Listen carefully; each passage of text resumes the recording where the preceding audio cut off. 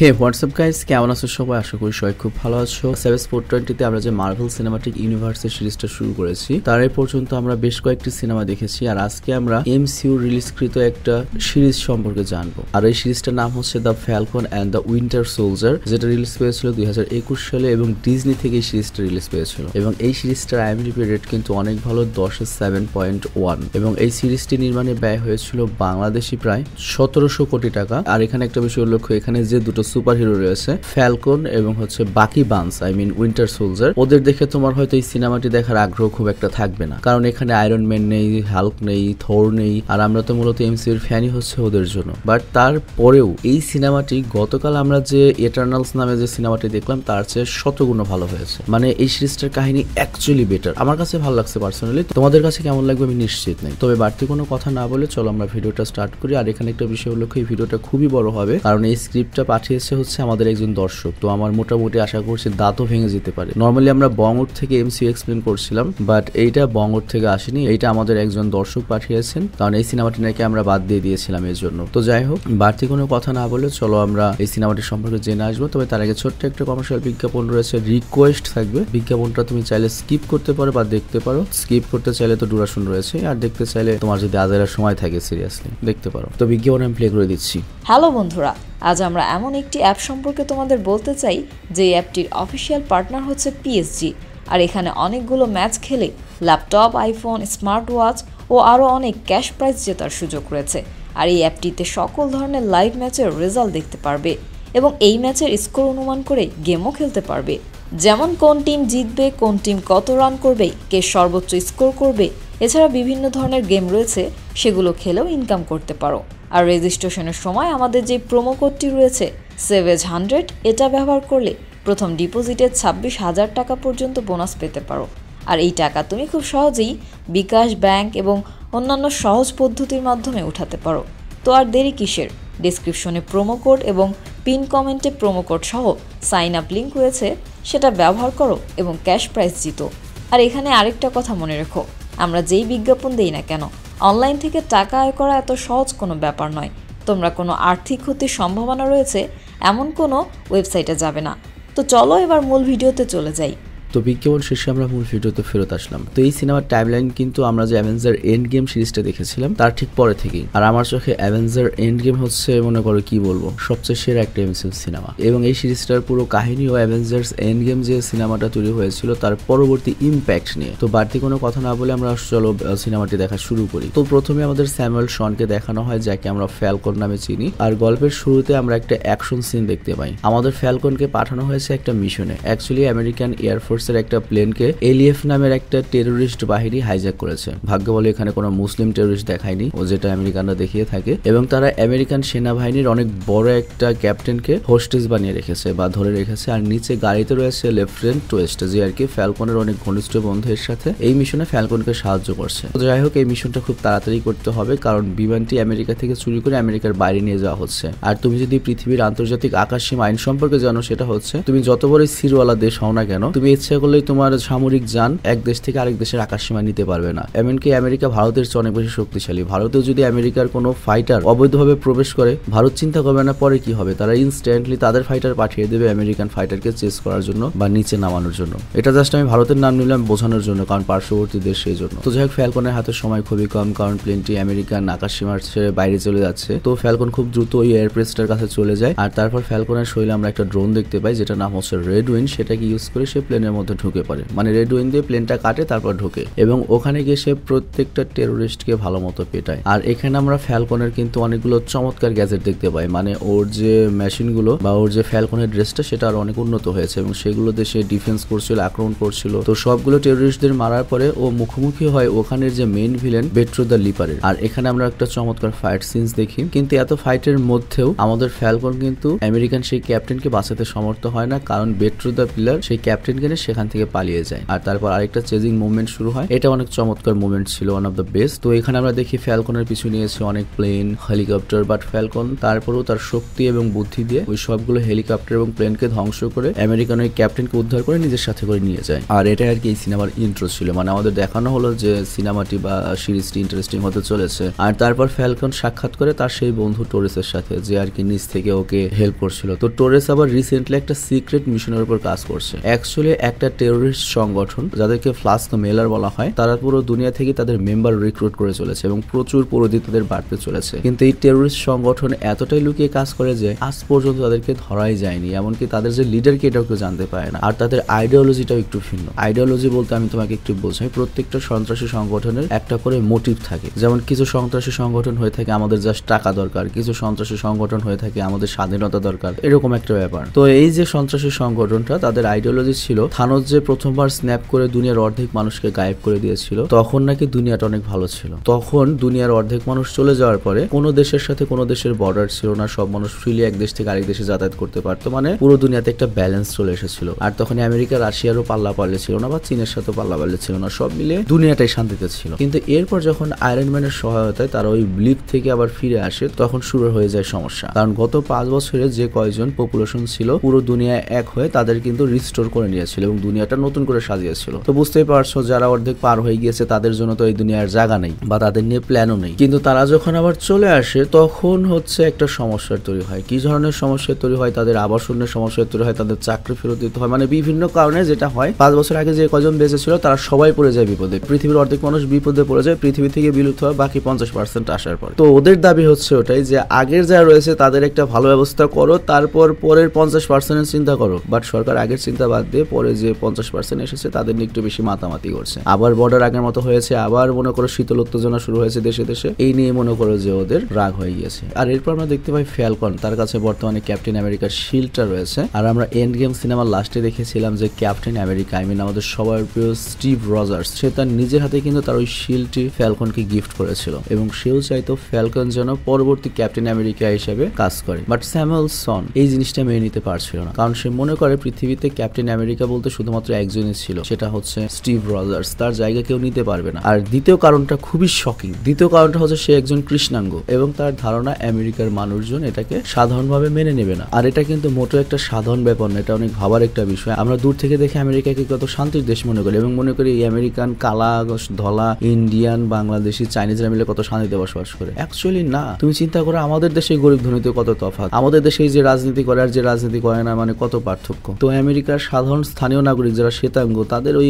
কৃষ্ণাঙ্গদের কেমন ভালো লাগবে? ওরা আগে চাকর ছিল, ওরা এখন ওদের সমপর্যায়ে চলছে। তো আমেরিকানরা সিনেমাতে যতই দেখাক সম অধিকারের ব্যাপার, বাস্তবতা পুরো ভিন্ন। তো যাই হোক, এই কারণেই মূলত ফ্যালকন ক্যাপ্টেন আমেরিকার দায়িত্বটা নিতে চায় না। আর তাছাড়া সে ক্যাপ্টেন আমেরিকাকে অনেক বেশি সম্মান করে, তার কাছে মনে হয় এই শিল্ডটি যদি তার সাথে থাকে শিল্ডের আরো অপমান করা হবে, ক্যাপ্টেন আমেরিকাকে অপমান করা হবে। তো এই জন্য সে করে ওই শিল্ডটি সরকারি একটা মিউজিয়ামে ডোনেট করে দেয়, যেখানে ক্যাপ্টেন আমেরিকা সহ বাকি যত সুপার হিরো ছিল তাদের জিনিসগুলো ভালো মতো সংরক্ষণ করা রয়েছে। আর এখানে উল্লেখ্য গোটা দুনিয়াতে তখন একটা মনে করো তোমার গুজব চলছে যে ক্যাপ্টেন আমেরিকা এখনো বেঁচে রয়েছে, সে হয়তো চাঁদে রয়েছে বা কোনো সিক্রেট মিশনে রয়েছে। বাট লাস্ট গল্পে আমরা যেটা দেখেছিলাম ক্যাপ্টেন আমেরিকা এমন বুড়ো হয়ে গিয়েছে যে ওকে জিনসিং খাওয়ালেও আর দাঁড়াতে পারবে না, মানে ক্যাপ্টেন আমেরিকা নিজেই দাঁড়াতে পারবে না, তোমরা অন্যভাবে নিও না। আর অন্যদিকে আমরা দেখি গল্পের আরেকটা মুখ্য চরিত্রকে, যার নাম হচ্ছে বাকি বান্স, এবং এখানে তাকে আমরা সম্পূর্ণ নিউ লুকে দেখতে পাই, টোটাল মানুষের মতো দেখাচ্ছে এখন আর কি। আর তাকে কিন্তু আমরা উইন্টার সোলজার হিসেবে নামে জানি। উইন্টার সোলজার কিন্তু বাকি বান্স, আর ক্যাপ্টেন আমেরিকা তো ক্যাপ্টেন আমেরিকাই। তো যাই হোক, বাকি বান্স বর্তমানে সুস্থ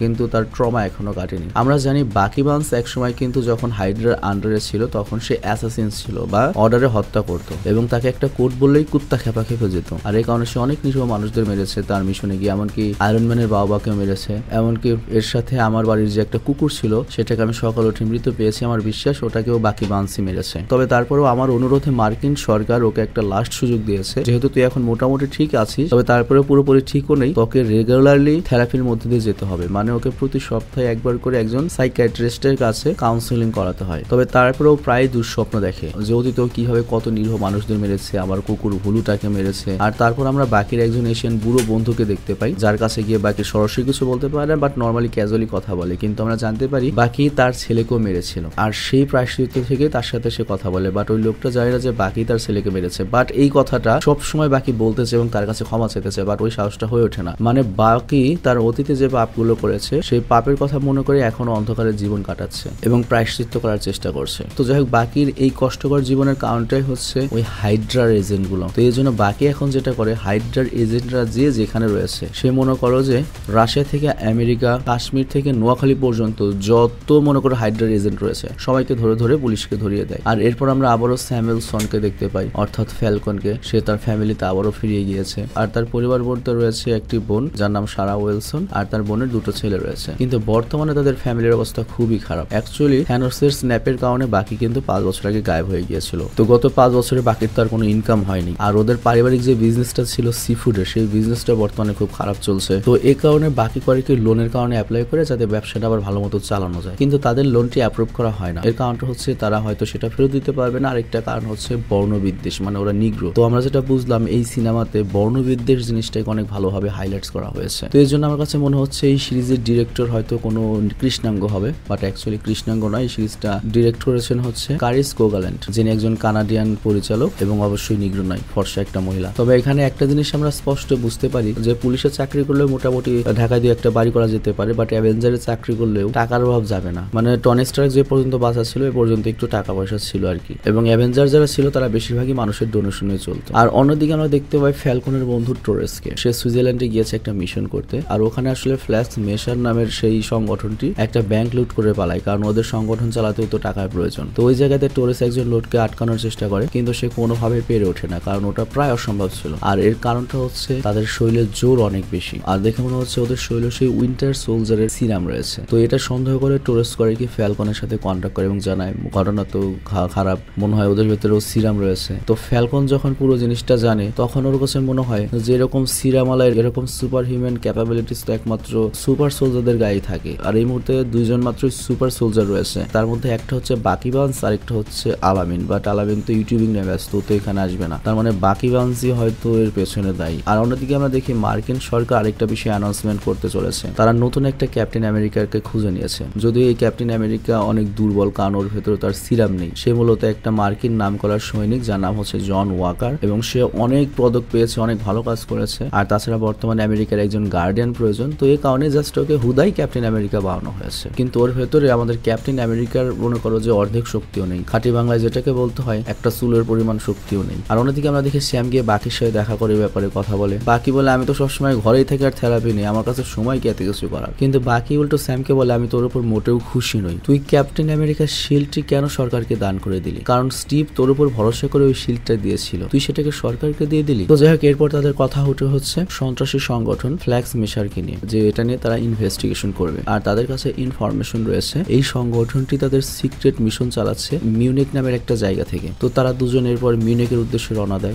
যেখানে এসে তারা দেখতে পায় ফ্লাক্স মেশারের কিছু লোক কন্টেনারের মধ্যে কিছু জিনিস সাপ্লাই দিচ্ছে। আর এরপর বাকি করে কি ওই কন্টেনারের মধ্যে যখন প্রবেশ করে তখন দেখতে পায় সেখানে বেশ কিছু মেডিসিন রয়েছে এবং ভ্যাকসিন রয়েছে। বাট তখনই কার্লি নামের একটা নিরীহ মেয়ে ওর সামনে আসে। তো ফ্লাক্স মনে করে মেয়েটা হয়তো সাধারণ, বাট ওই মেয়েটি আমাদের সুপার সোলজার বাকিকে এমন লাথি মারে, মনে করো ওই লাথিটা যদি বেজে গায়ে লাগতো কি হইতে পারতো বুঝতেই পারছো। আসলে ওই মেয়েটি কিন্তু ওই ফ্লাক্স মেশা সংগঠনের লিডার এবং সে নিজেও কিন্তু একজন সুপার সোলজার। তো যাই হোক, বাকি যখন পেরে উঠছিল না তখন আমাদের যে নতুন ক্যাপ্টেন আমেরিকা জন ওয়াকার, যাকে তুমি মাইগা হিরো বলতে পারো, সে সেখানে উপস্থিত হয় এবং সাথে সাথে নতুন একটা জেড ল্যাম্বারও আসে, কিন্তু এখানে সেও ব্যর্থ হয়। অ্যাকচুয়ালি তোমরা তো জানো যে আমাদের আগের যে ক্যাপ্টেন আমেরিকা ছিল তার শরীরে কিন্তু সুপার সোলজার সিরাম পুশ করা ছিল, যে কারণে আগের ক্যাপ্টেন আমেরিকার অনেক শক্তি ছিল। কিন্তু বর্তমান যে ক্যাপ্টেন আমেরিকা তার কিন্তু কোনো শক্তি নেই, সে একটা সাধারণ মানুষ। তো এই কারণে ও খালি মারি খায়, আর এর জন্য মিশনটাও ব্যর্থ হয়ে যায়। আর ওই সব সুপার সোলজাররা ওই সংগঠনের সবাই এখান থেকে চলে যায়। তো লড়াই ব্যর্থ হয়। বাকি আর স্যাম দুজন দুই রাস্তায় হাঁটছিল একসাথে, আর হাঁটতে হাঁটতে ওরা যখন যাচ্ছিল তখন জন ক্যাপ্টেন আমেরিকা ওদেরকে লিভ দেয়। আর এখানে লক্ষ্য স্যাম এবং বাকি ওরা দুজনের কেউ ওই নতুন ক্যাপ্টেন আমেরিকাকে পছন্দ করে না, যে কারণে ওরা ওকে পোক করে যে ক্যাপ্টেন আমেরিকার একটা চুলের যোগ্যতা তোর নেই, আর তুই ক্যাপ্টেন আমেরিকার ড্রেস পরে রয়েছিস, অপমান হচ্ছে। তো এরপর কথায় কাটাকাটি হয় এবং ওরা রাস্তায় নিয়ে পড়ে। আর তারপর আমরা ফ্লাক্স মেশারকে দেখতে পাই যে একটা জায়গা থেকে আরেকটা জায়গায় যাচ্ছে, আর তারা ওই মেডিসিন এবং ভ্যাকসিন গুলোকে চুরি করে কিছু গরিব মানুষদের মধ্যে বিতরণ করছে। তো তারা আকাম কুকামের জন্য করে, ব্যাংক ডাকাতি করে, আবার মানুষের উপকারও করে। এর কারণে দুনিয়ার সাধারণ অনেক মানুষ তাদের সাপোর্টার। অ্যাকচুয়ালি হয়েছে কি, থানোস যখন স্ন্যাপ করে দুনিয়ার অধিকাংশ মানুষ গায়েব করে দিয়েছিল, তখন পৃথিবীতে যারা অবশিষ্ট ছিল তারা নতুন ভাবে জীবন শুরু করেছিল। কিন্তু অচমকায় যখন ফ্লিপ করে আবার সকল মানুষ ফিরে আসে, তখন এখন তারা যখন এসে বসবাস শুরু করে, যারা রাস্তার ছিল তারা আবার রাস্তায় চলে এসেছে, মানে দুনিয়া আগের মতো হয়ে গিয়েছে। বিষয়টা বুঝিয়ে বলি আমি তোমার সুবিধার্থে। ধরো স্ন্যাপ করার পরে অর্ধেক বড়লোক মানুষ শেষ হয়ে গিয়েছে, অর্ধেক গরিব মানুষ শেষ হয়েছে। তো বাকি যে গরিব ছিল তারা হয়তো ভালো জায়গায় গিয়েছিল, কিন্তু ওরা আবার ফেরত আসার পর ওদের জায়গাতে ওদের ফেরত দিতে হবে। অ্যাজ এ রেজাল্ট রাস্তাগুলো রাস্তায় চলে এসেছে। মানে এটা আমি তোমাদের বোঝানোর সুবিধার্থে বলছি, কিন্তু সরকার এটা নিয়ে কোনো পদক্ষেপই নেয়নি। আর অন্যদিকে দেখি স্যামের বাকির কাছে নতুন আরেকটা মিশন আসে। অ্যাকচুয়ালি এই ফ্ল্যাক্স মেশার এই সন্ত্রাসী সংগঠনটি যেসব কাজ করে বেড়াচ্ছে তার চেয়ে বেশি ইম্পর্টেন্ট বিষয় হলো তারা এইসব সুপার সোলজার সিরামটি কোথায় পেলো। এটা তো বহু বছর আগে নষ্ট করে দেওয়া হয়েছিল, তারা এখন ওটা কোথায় পেলো? তো এটাই বের করতে হবে যে এই সুপার সিরাম গুলো কই পাচ্ছে ওরা। তো এই ইনভেস্টিগেশন করার জন্য বাকি স্যামকে একটা মানুষের বাসায় নিয়ে যায়, আর এই মানুষটার নাম হচ্ছে ব্র্যাডলি। আর এই মানুষটাও কিন্তু একজন সুপার সোলজার, এবং এক সময় আমেরিকান সরকারও কিন্তু তার উপরে অনেক এক্সপেরিমেন্ট করে সুপার সোলজার বানিয়েছিল, বাট পৃথিবীর কোনো মানুষই কখনোই তার সম্পর্কে জানতে পারেনি। আর তার ক্ষমতা কিন্তু ক্যাপ্টেন আমেরিকার মতোই। আর এখানে উল্লেখ্য, ক্যাপ্টেন আমেরিকার আগে তাকে সিরাম দেওয়া হয়েছিল, তো সেই হিসেবে তিনি কিন্তু প্রথম ক্যাপ্টেন আমেরিকা। বাট ওই সময়ে সাদা মানুষরা কালা মানুষদের দেখতে পারতো না, আর এই কারণে তাকে কখনোই ক্যাপ্টেন আমেরিকার খেতাব দেওয়া হয়নি, যদিও সে একটা নাম করা সোলজার ছিল এবং অনেক মিশন কমপ্লিট করেছে অ্যাজ এ সুপার সোলজার। আর তাছাড়াও এই লোকটাকে অনেক অত্যাচার সহ্য করতে হয়েছে, কারণ প্রথম দিকে যে সুপার সোলজার সিরামগুলো তৈরি করা হয়েছিল, যেসব মানুষের উপর প্রয়োগ করা হয়েছিল, তাদের বেশিরভাগই পাতলা পায়খানা হয়ে মারা গিয়েছিল, কিন্তু শুধুমাত্র ব্যাটারির শরীরে কোনো ক্ষতি হয়নি এবং সে সুপার সোলজার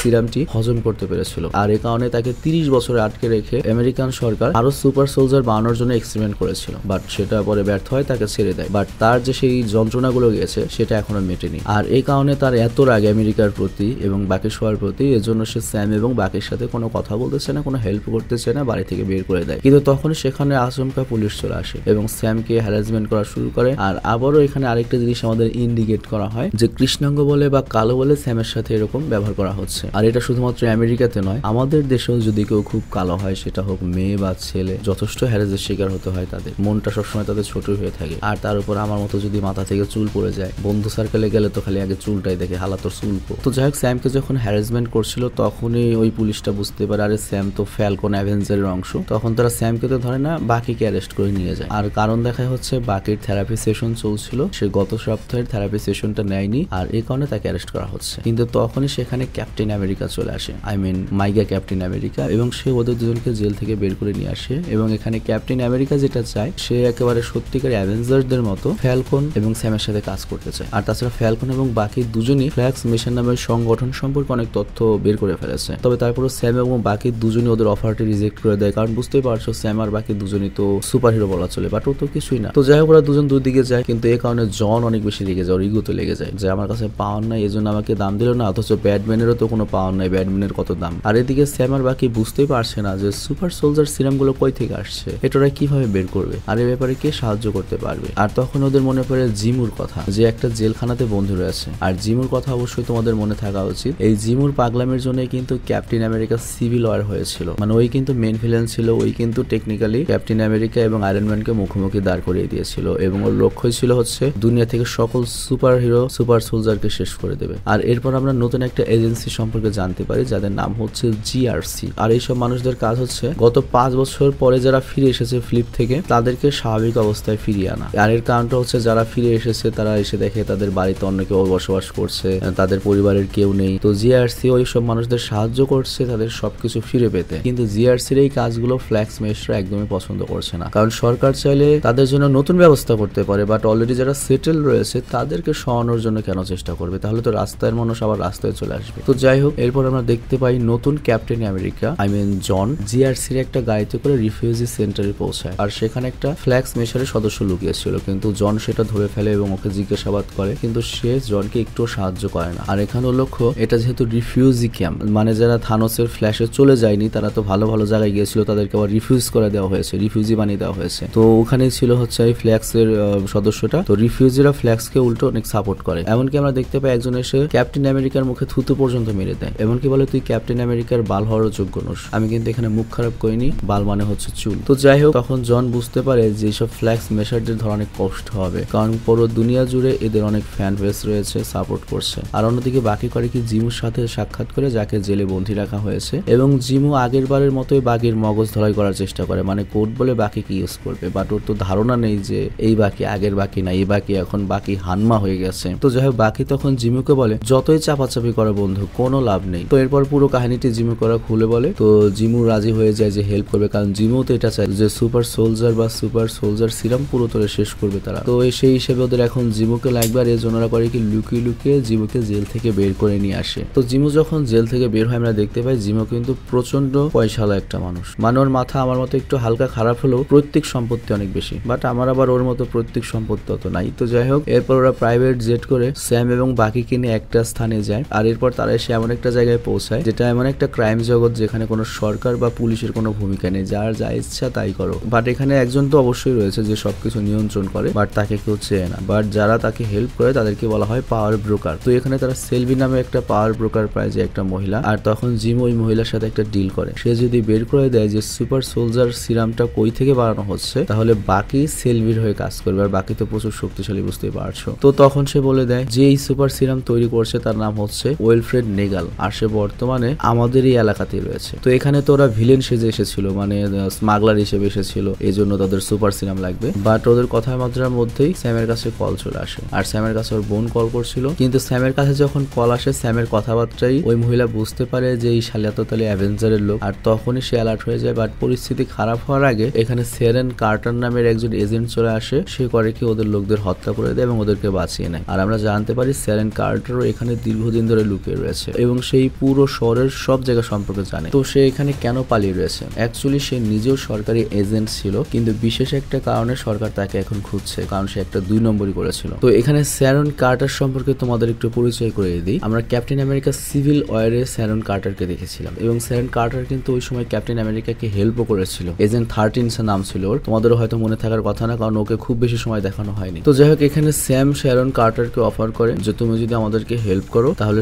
সরকার তোমার উপর যতগুলো মনে করো চার্জ রেখেছে সেগুলো থেকে আমি তোমাকে বাঁচানোর চেষ্টা করব। তো যে কথা সেই কাজ। শ্যারন ওদেরকে একটা ডকয়ার্ডে নিয়ে যায়। ডকয়ার্ড মানে হচ্ছে যেখানে শিপ টিপ থাকে আর কি। তো ওখানে একটা কন্টেনারের মধ্যে একটা সিক্রেট জায়গা রয়েছে, ওখানেই মূলত ডক্টর ওয়েলফিন নেগেল ওই সুপার সোলজার সিরাম গুলো বানাচ্ছিল। তো ওই ডক্টরকে ওরা যখন জেরা করে তখন আমরা জানতে পারি যে ফ্লাক্স মেশারের যে লিডার কার্লি 20টা সুপার সোলজার সিরাম চুরি করে নিয়ে গিয়েছে। কিন্তু ওই মুহূর্তে সেখানে আক্রমণ হয় এবং চারদিকে মারাত্মক অবস্থার তৈরি হয়, কিন্তু সুযোগ বুঝে জিমো করে কি ওই বিজ্ঞানীকে শুট করে মেরে ফেলে দেয়। আর এর কারণ তো আমরা জানি, জিমো কিন্তু সুপার সোলজার এবং এই সিরামের বিরুদ্ধে টোটাল সোচ্চার ছিল, এবং এই সিরাম যারা বানাবে তাদেরকেও সহ্য করতে পারতো না, কারণ এদের কারণেই তার বাবা মা মারা গিয়েছিল। তো যাই হোক, তারপর তারা সেরেনের সাহায্যে 3 জনই সেখান থেকে বেরিয়ে পড়ে। আর অন্যদিকে কার্লি ফ্ল্যাক্স মেশার স্টিম করে কি জিআরস এর একটা জিআরস এর সাপ্লাই ডিপোতে হামলা করে এবং সেখান থেকে লুট করে বোম ব্লাস্ট করে চলে আসে, যার ফলে অনেকগুলো সাধারণ মানুষ মারা যায়। আমি এখানে ভুল বলেছি, এটা জিআরস হবে না, জিআরপি হবে আর কি, মানে যে সংগঠন বা যে এনজিও আর কি 5 বছর পরে যারা ফিরে এসেছে তাদের জন্য কাজ করছে। ওই জায়গায় জাস্ট একটা বোম ব্লাস্ট করে চলে আসে, অনেক সাধারণ মানুষকে মেরে ফেলে। আর এদিকে আমরা দেখি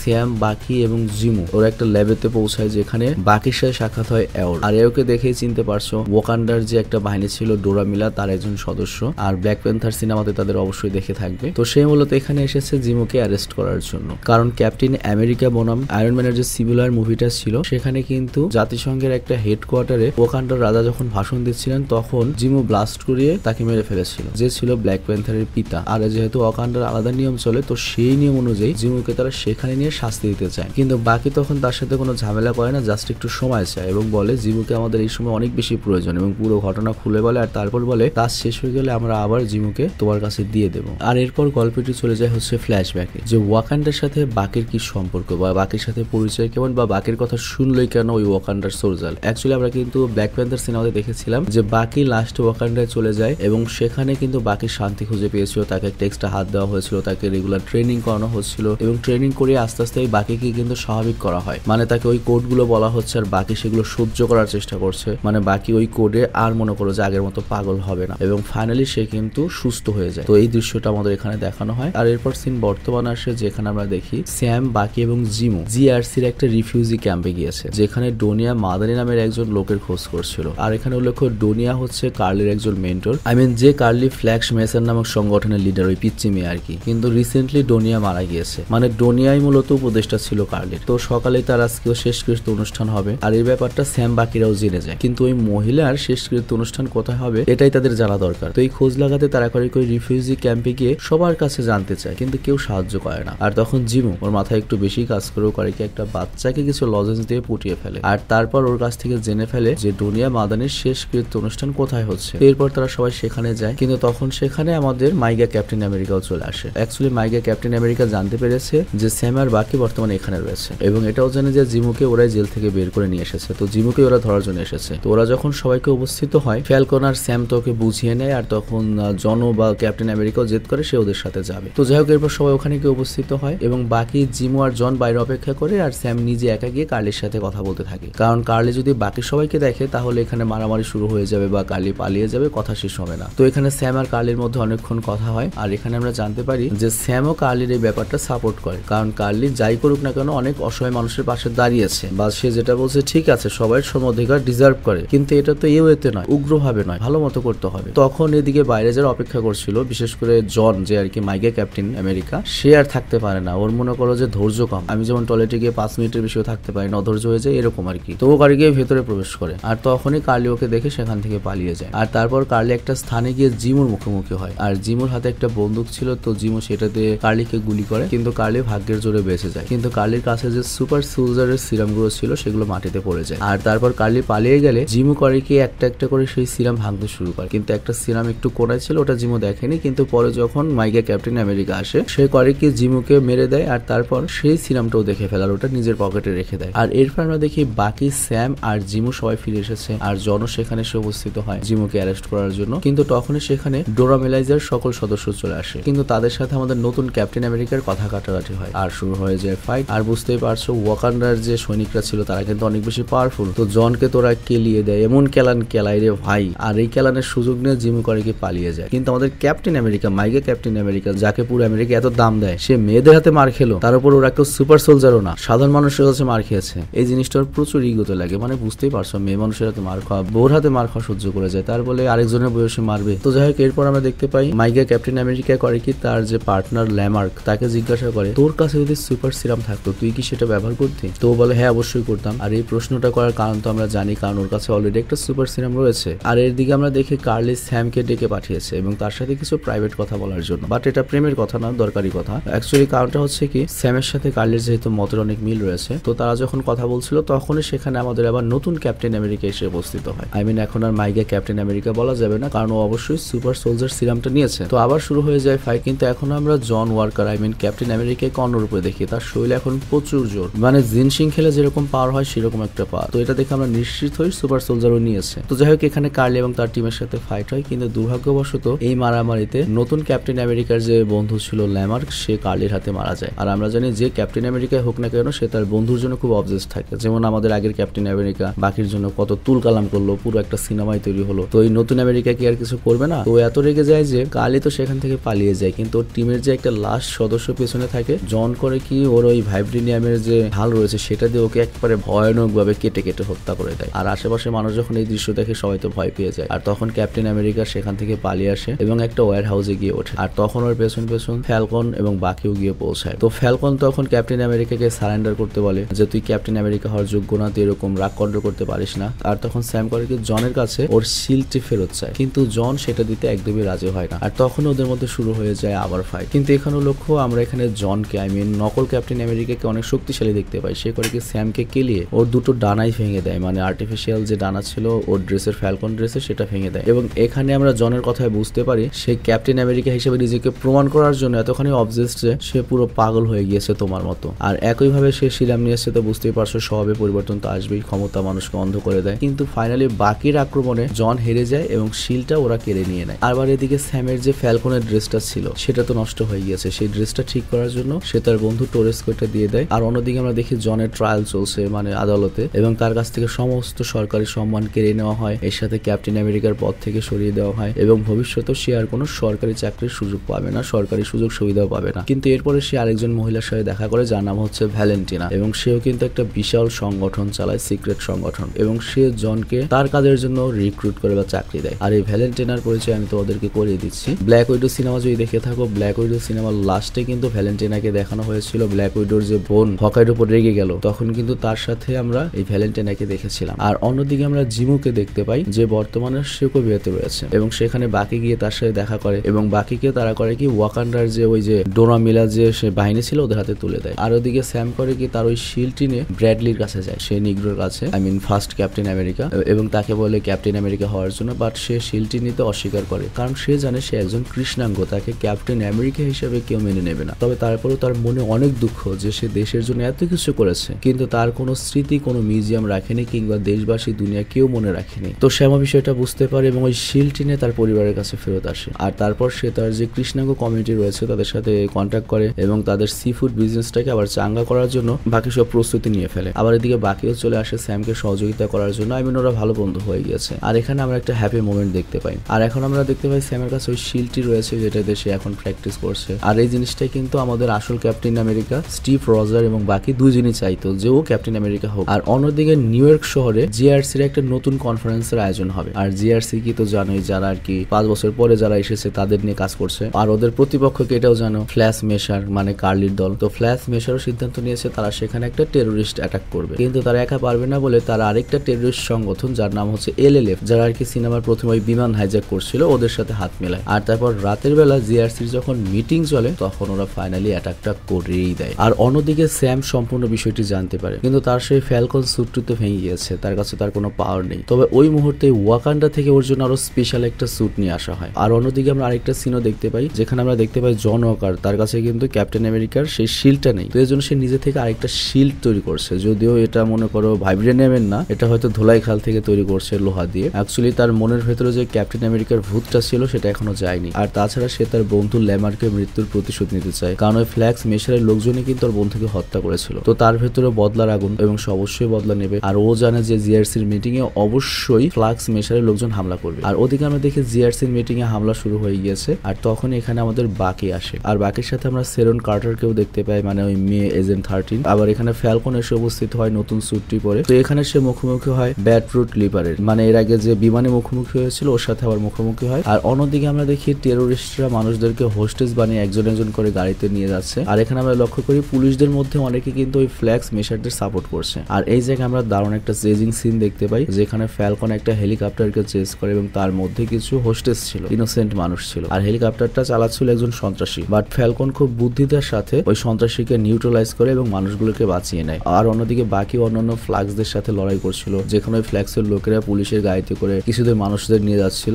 আর একই সাথে সেখানে আমাদের নতুন ক্যাপ্টেন আমেরিকা এসে জয়েন হয়। আর তার মনে তো জাস্ট বদলা নেওয়ার আগুন, সবাইকে মেরে ফেলবে এবং সে এসে ফ্ল্যাক্সদের একবারে কুত্তার মতো মারতে থাকে। আর এরপর সিন চেঞ্জ হয়, আমরা দেখি যে একটা গাড়ি একটা জায়গায় ফেসে গিয়েছিল। আর সেটা দেখতে পেয়ে জন সেখানে আসে, মানে গাড়িটা ব্রিজ থেকে নদীতে পড়বে, অনেক মানুষ মারা পড়বে। তো এখানে জন সম্পর্কে আমাদের যেটা বুঝতে পারি, জনের জাস্ট মেন ভূতটাই হচ্ছে সে ক্যাপ্টেন আমেরিকা হতে চায়, কিন্তু সে পর্যাপ্ত দাম পায় না। এই জন্য তার জাস্ট মন খারাপ বা এই জন্য তার দুঃখ হয়েছে, বাট তার মানে এই না সে খারাপ মানুষ। কিন্তু তখন কিছু সন্ত্রাসী এসে তাকে বাধা দেওয়ার চেষ্টা করে, কিন্তু সে যখন আর পেরে উঠতে পারে না, লাস্ট মুহূর্তে ফ্যালকন এসে গাড়িটিকে বাঁচিয়ে নেয়। আর এখানে ফ্যালকনের ড্রেসটাও কিন্তু একটু ক্যাপ্টেন আমেরিকার আদলে। তো এটা দেখে এখানকার মানুষ স্যামকে নতুন ক্যাপ্টেন আমেরিকা হিসাবে মানা শুরু করে দেয়। আর অন্যদিকে আমরা দেখি বাকি সব ফ্ল্যাক্সরা পালাচ্ছে। আর তখন বাকি স্যাম আর হচ্ছে মাইকা, ক্যাপ্টেন আমেরিকা, জন, তারা আলাদা আলাদা হয়ে ওদেরকে খুঁজছে। আর এদিকে মেন যে ফ্ল্যাক্সের লিডার কার্লি আর সেরন মুখোমুখি হয়েছে। আর তাদের কথা শুনে আমরা বুঝতে পারি যে সরনই আসলে মেইন ভিলেন, কার্লি জাস্ট একটা নামে, জাস্ট স্যারোগেটস, ওকে জাস্ট ইউজ করা হচ্ছে। ইভেন সেই শ্যারন ব্র্যান্ডো ক্লিপারকে পাঠিয়েছিল